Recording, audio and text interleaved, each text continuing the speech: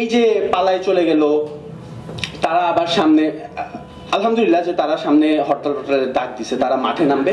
তো সেটা হইলে হবে কি আমরা আবার একজোট হইতে পারবো, আশা করি সেটা হইলে আমরা একজোট হইতে পারবো। তখন আবার গিয়ে হয়তো একটা ফাইট করার সুযোগ আসবে, আর ওই ফাইটে আশা করি আমরা তাদেরকে এমন খেদাবো পরবর্তীতে ভবিষ্যতে এরকম মানে এই ধরনের মুজিববাদী রাজনীতি তারা করার সাহসও যাতে না করতে পারে।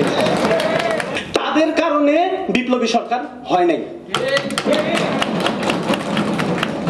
তারা ওই সিস্টেমটাকে বাঁচায় রাখতে চায়, যেই সিস্টেমটা পরবর্তীতে তাদেরকে একটা অ্যাবসলিউট পাওয়ার দিবে, যেই পাওয়ার দিয়ে তারা টেম্পো স্ট্যান্ডে চাঁদাবাজি করতে পারবে। একটা ঘটনা দিয়ে কথাটা শুরু করতে চাচ্ছি। আমি তো হচ্ছে 28 তারিখ গুম হওয়ার পরে 1 তারিখের দিকে হচ্ছে আমাকে 2 তারিখে আমাকে জেলে নিয়ে যাওয়া হয়। তো জেলে গিয়ে দেখি যে মানে এখানে তো জায়গা নেই, প্রায় 13-14 হাজার হচ্ছে তখন কেরানীগঞ্জ কারাগারে ছিল, খুব ভিড়, ওইখানে রাখার জায়গা নেই। প্রত্যেক দিনই হচ্ছে যে মানে অনেকজনকে নিয়ে 2-3 গাড়ি নিয়ে হচ্ছে অন্য জেলে ট্রান্সফার করে দিত। তো ইজিলি প্রেডিক্ট করা যেতেছিল যে মানে এমনিতে তো আমরা গাদাগাদি করে আসি, এখানে আর বেশি দিন রাখা যাবে না, তো জেলগুলা ভরে যাবে, তারপর কি করবে। তো আমরা মানে জেলখানায় সবাই মিলে হচ্ছে গল্প টল্প করতাম। তো খুব মানে আমরা আনন্দে ছিলাম এই ভেবে যে আলটিমেটলি মানে হাসিনা পড়বেই। হ্যাঁ, ওই যে রাফিক ভাই একটু আগে বলছিল যে মানে উনি এটাকে বিপ্লব মনে করেন না, আমার চিন্তা ভাবনাটা একটু ডিফারেন্ট। আমি এটাকে আবার মানে খুব ভালোভাবে বিপ্লব মনে করি। 18 তারিখে মানে 17 তারিখ বুধবার ছিল, তো সেই দিন ঢাকা বিশ্ববিদ্যালয় যখন হচ্ছে যে ভিসি চত্বরের ওইখানে পুলিশ হামলা করলো, তারপর তো সবাই চলে গেছে বিভিন্ন জায়গায়, মনে করা হইতেছিল যে এই আন্দোলন এখানে শেষ, হল থেকে অনেকে চলে যাইতেছিল, আন্দোলন এখানে শেষ। 18 তারিখ দৃশ্যটা পুরো চেঞ্জ হয়ে গেছে। কি দেখছি আমরা সেদিন মাঠে, তাই না? আমরা সবাই ছিলাম। আমি নিজে 11টা বাজে গুলি খাইছি, আবার 2টা বাজে আবার গুলি খাইছি, তারপরও বাসায় যাইনি। সন্ধ্যা পর্যন্ত আন্দোলন করে হাসপাতালে তখন জায়গা নেই, 10টা পর্যন্ত সিরিয়াল পাইনি, 10:30 বাজে গিয়ে কয়েকটা বুলেট বের করছি নিজে বাসায় বসে বসে। মানে আমার ওই বোন হচ্ছে ডেন্টিস্ট, ওর কিছু ইকুইপমেন্টস ছিল ওগুলা দিয়ে নিজে বসে বসে বের করছি। পরে পারতেছিলাম না, বোনকে ডাকছি, বোন কয়েকটা বের করার পারতেছে না, হাসপাতালে যাওয়া লাগবে। হাসপাতালে গিয়ে মানে 10:30টার দিকে গিয়ে দেখি এখানে জায়গা নেই। অনেকক্ষণ অপেক্ষা করার পরে কয়েকটা বের করছে, কয়েকটা রয়ে গেছিল, অ্যান্টিবায়োটিক দিছে, শেষ করার আগে পুলিশ ধরে নিয়ে চলে গেছে। জেলখানে গিয়ে দেখি 14-15 বছরের ছেলে ফেলে, ওই রেজিস্ট্রিতে হচ্ছে 18 বছর লেখে হচ্ছে ওদেরকে ঢুকায় রাখছে। তাদের চোখে হচ্ছে আশা। হ্যাঁ, মানে যেই ভয়ঙ্কর দৃশ্য ছিল, তাই না? মানুষ হচ্ছে যে ওই 20 তারিখের পরে যেই 144 ধারা জারি করা হয়েছিল সেটা ভেঙে আন্দোলনে নামছে। তো সবার মধ্যে একটা ক্ষোভ ছিল, ভয়ঙ্কর ক্ষোভ ছিল, যেই ক্ষোভ থেকে তারা এই সরকারের বিরুদ্ধে আন্দোলন করছে। কোটার বিষয়টা আসলে তখন চলেই গেছিল, এটা কোটার বিষয়ই ছিল না তখন। তখন বিষয়টা ছিল এই হাসিনাকে সরাইতে হবে, তাই না? আমরা যখন ভিতরে, আমরা তো জানি না যে 5 তারিখ কি হবে না হবে। আমরা তখন প্ল্যান করতেছিলাম যে আর কিছু হোক না হোক, যেহেতু মানে স্টুডেন্টরা আন্দোলন করতেছে, দে আর ক্রিয়েটিভ এনাফ। তো 15ই আগস্ট যখন ওরা হচ্ছে ওই শোক দিবস পালন করতে যাবে, সেই দিন মনে হয় কিছু একটা হবে। তো আমরাও সেদিন হচ্ছে জেলে বিদ্রোহ করব, জেল ভাঙবো, জেল ভেঙে আমরা বের হবো। এবং জেলখানার ভিতরেও আমাদেরকে লক করে রেখে দিত। এটা জেলখানার নিয়মের পরিপন্থী। মানে প্রত্যেক দিন 9টা বাজে জেল খুলে দিত, আবার বিকাল 5টা বাজে হচ্ছে আবার লকআপে এনে রাখতো। এইটা ছিল সিস্টেম।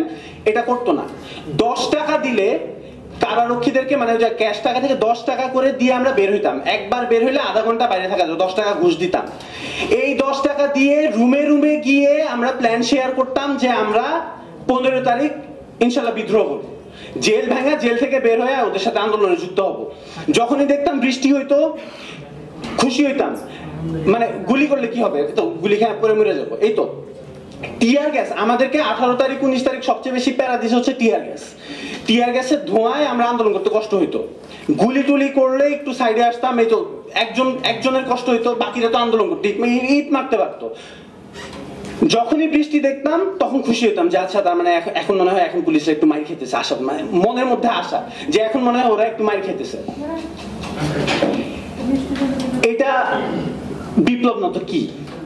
ধরেন 5 তারিখে আর্মি আমাদেরকে সাহায্য করলো না, আর্মি তো সাহায্য করে, তারা জাস্ট গুলি চালায় নাই, এই তো। ধরেন সেটা তারা করতো না, কি হইতো? এখনো আমরা হয়তো রাজপথে থাকতাম। মানে আমরা কি ফেরত যাইতাম? ইম্পসিবল, মানে কেউ ফেরত যেত না। এই যে লক্ষ লক্ষ মানুষ ওই দিন 5 তারিখে নামছে, আর্মি গুলি করে কয়টা ফালাইতো? 10,000, 15,000। এরপর এরা গণভবনে যাইতো না, মাইরা সবগুলা শেষ করে ফেলতো না? আর্মি মূলত আর্মি ওদেরকে বাঁচাইছে, আর্মি ওদেরকে বাঁচাইছে। এই যে একটা সমঝোতা করে এই যে আমরা কিছু করি না এটাই বলে, তখন এই কারণে হচ্ছে বিপ্লবী সরকারও হয় নাই। ক্যান্টনমেন্টের ভিতরে গিয়ে ওই যে বুড়া রাজনীতিবিদ যারা আছে, যারা চায় না যেই সিস্টেমটা একটা ফ্যাসিস্টকে জন্ম দিছে, যেই স্টুপিড সিস্টেমটা 72-এর যে সংবিধান যারা বাতিল চায় না, তারা সেখানে গিয়ে উপস্থিত হয়েছে। তাদের কারণে বিপ্লবী সরকার হয় নাই। তারা ওই সিস্টেমটাকে বাঁচায় রাখতে চায়, যেই সিস্টেমটা পরবর্তীতে তাদেরকে একটা অ্যাবসলিউট পাওয়ার দিবে, যেই পাওয়ার দিয়ে তারা টেম্পো স্ট্যান্ডে চাঁদাবাজি করতে পারবে। তারা ওই যে এখন যেই চেঞ্জেস এর কথা আমরা বলতেছি, সংবিধান পরিবর্তন হবে, অ্যাবসলিউট পাওয়ার চলে যাবে, টানা 8 বছর বা 2 মেয়াদের বেশি ক্ষমতায় থাকতে যাবে না, এটা তো তারা চায় না। তাদের তো দরকার অ্যাবসলিউট পাওয়ার, যেটা হাসিনা এনজয় করে গেছে। বিপ্লবটা অনেকাংশে বেহাত সেখান থেকেই হয়েছে, যে সিস্টেমটা, যে পরিবর্তনটা আমরা চাইতেছিলাম সেটা সেদিন হয় নাই।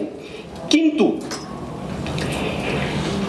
রেজা একটু আগে বলছিল যে প্রাইভেট ইউনিভার্সিটি স্টুডেন্টরা হচ্ছে রাজনীতি সচেতন না, তরুণরা রাজনীতি সচেতন না, রাজনীতিতে আসতে চায় না।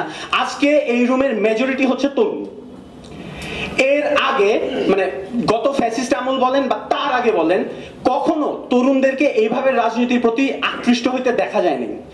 এরা আজ থেকে 15-20 বছর পর তো ওই বুড়াগুলো মরে যাবে, তাই তো? মানে 1-150 বছর তো তারা বাঁচবে না। এরা যখন পাওয়ারে আসবে, এরা যখন বড় হবে, এরা ওই জ্ঞানটা নিয়ে বড় হবে। এদের মধ্যে একটা পরিবর্তনের আশা আছে, এরা একটা ভালো বাংলাদেশ দেখতে চায়। এই জন্য আমি মনে করি যে বিপ্লবটা আসলে বেহাত হয় না, এটা একটু সময় লাগবে।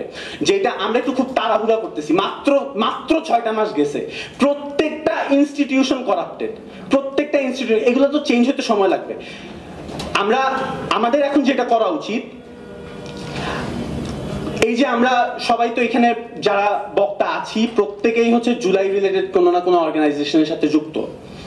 এই অর্গানাইজেশনগুলোকে আলাপ জারি রাখতে হবে। নতুন বাংলাদেশ কেমন দেখতে চাই, কেমন সিস্টেম হওয়া লাগবে, এই আলাপটা চলতে থাকতে হবে। এবং সময়ের সাথে সাথে আস্তে আস্তে আমরা ওই পরিবর্তনের দিকে যাব। হ্যাঁ, অনেকাংশে ধরেন এই যে পালায় চলে গেল, তারা আবার সামনে, আলহামদুলিল্লাহ যে তারা সামনে হরতালের ডাক দিছে, তারা মাঠে নামবে।